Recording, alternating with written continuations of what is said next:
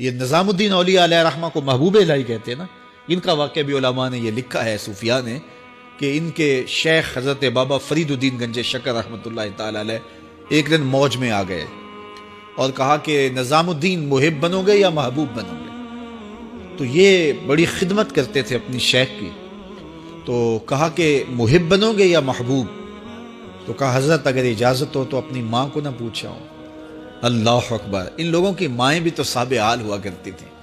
تو کہا کہ اگر اجازت ہو تو اپنی ماں کو نہ پوچھاؤں کہ محب بننا ہے یا محبوب بننا ہے؟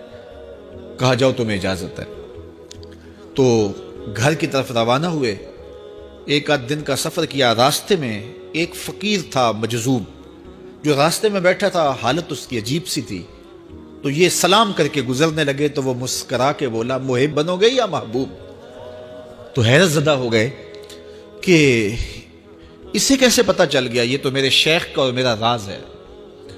تو رک گئے. کہا کہ حضرت اگر آپ بتا دیں تو بہت اچھا ہو. کہا نہیں ماں سے پوچھو، جو وہ بتائے گی وہی بن جانا، اور اگر ماں نے نہ بتایا تو کل آ جانا، اسی وقت یہاں ملاقات ہوگی، پھر میں بتا دوں گا. خیر چلے، رات کو پہنچے، والدہ کی خدمت میں سلام پیش کیا، پاؤں دبائے اور کہا کہ شیخ موج میں آ گئے اور کہا محب بنو گے محبوب بنو گے؟ تو میں نے کہا ماں سے پوچھ لوں. تو میں اماں جی آپ سے پوچھنے آیا ہوں. راستے میں یہ واقعہ بھی ہوا. تو ماں نے کہا کہ بیٹے تم صبح ناشتہ کر کے پلٹ جانا، اور وہ جو راستے میں تیرے دل کی بات بوجھ گیا، وہ کوئی صاحب حال تھا، وہ تمہیں صحیح بتا سکے گا کہ محب بننا ہے کہ محبوب بننا ہے. خیر یہ صبح ناشتہ کر کے ماں کے پاؤں پکڑے، اجازت طلب کی اور واپس نکلے. اور وہاں جا کے دیکھا تو کوئی فقیر نہیں ہے.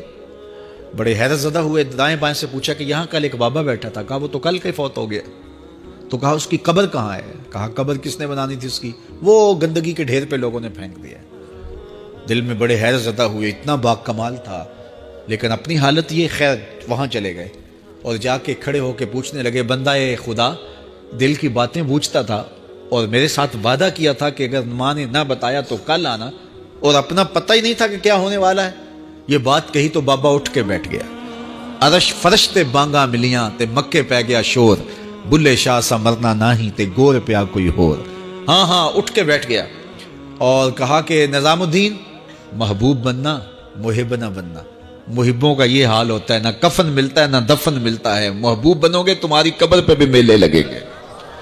فاتبعونی یحببکم اللہ. اگر حضور کی اطاعت کرو گے، حضور کی فرما برداری کرو گے تو تم محبوب بن جاؤ گے. تو حضور کی محبت خدا کی محبوبیت کا ذریعہ ہے.